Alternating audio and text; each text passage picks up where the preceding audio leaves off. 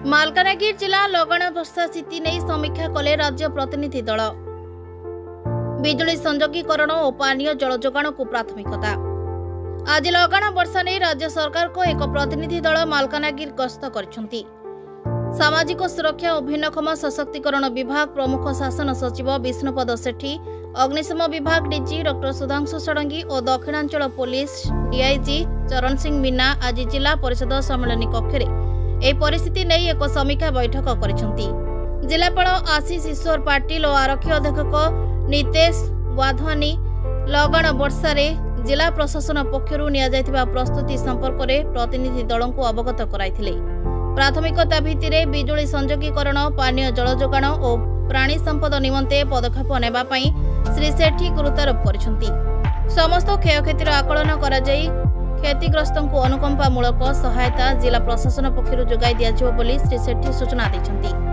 सेपरि जिले में संपूर्ण स्थिति स्वाभाविक हेबा पर्यंत ओड्राफ दल सेवा प्रदान करिवे बोली अग्निशम डीजी सूचना दैछंती।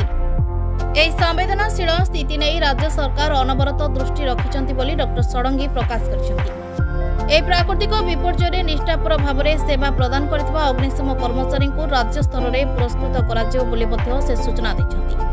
एही परिस्थिति को मुकाबिला करबा पई अधिक आवश्यक मानव संबल और यंत्रपाति जोगाई दियाजिबो। सूचना था कि 443 क्षतिग्रस्त परिवार को पॉलिथिन जोगाई दिया जायछि। सेहिपरि 54 जन गर्भवती मां मानकु निरापद स्थान को स्थानांतर कर जायछि। अग्निशम बाहिनी द्वारा 27 जन को उद्धार सहित 175 जन को निरापद स्थान को स्थानांतर कर जायछि। जिले में 6टी ओड्राफ दल को मुतयन कर जायछि।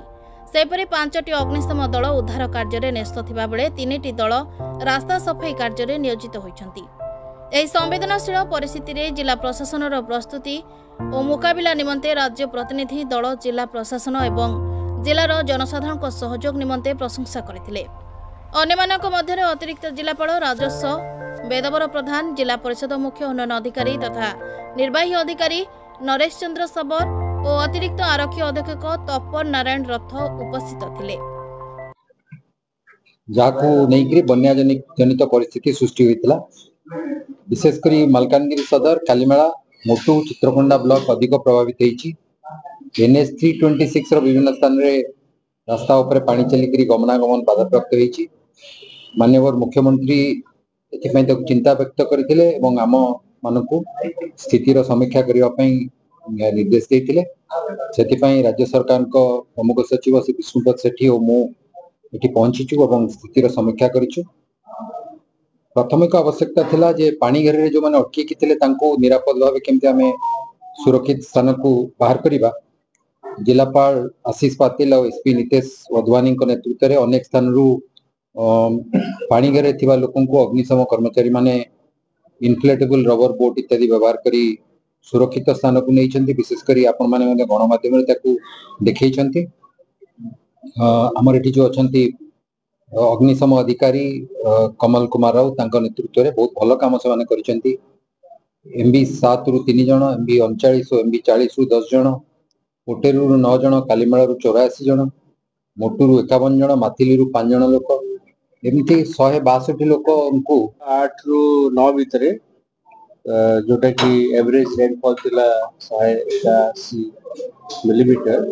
ता फल जो फ्लड रो परिस्थिति मालकानगिरी जिला होता ताकू आम आज अनुधान करछु एवं आम देखिलु जे फायर सर्विसेस रो टीम ओड्रा से माने 162 लोक को रेस्क्यू करछथि एवं सबुठ बड़ कथा हला 54 जन जो प्रेग्नेंट वुमेन थिले ताकू से माने अग्राधिकार भितर शिफ्टिंग करछथि।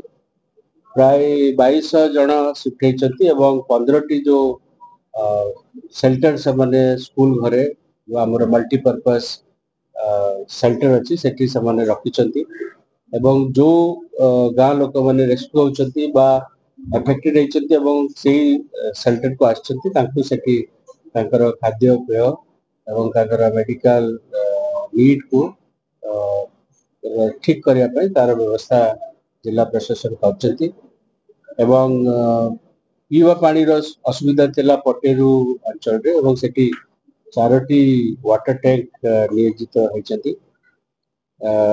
सबू जो आमर सीएससी पीएससी एसडीएच एवं डिस्ट्रिक्ट हेडक्वार्टर रे आमर जो एंटी स्नेक वैनम मौजूद अच्छी एवं गतकाली जन को स्नेक बाइट होता है ताकू मध्य वैक्सीन ठीक समय देला।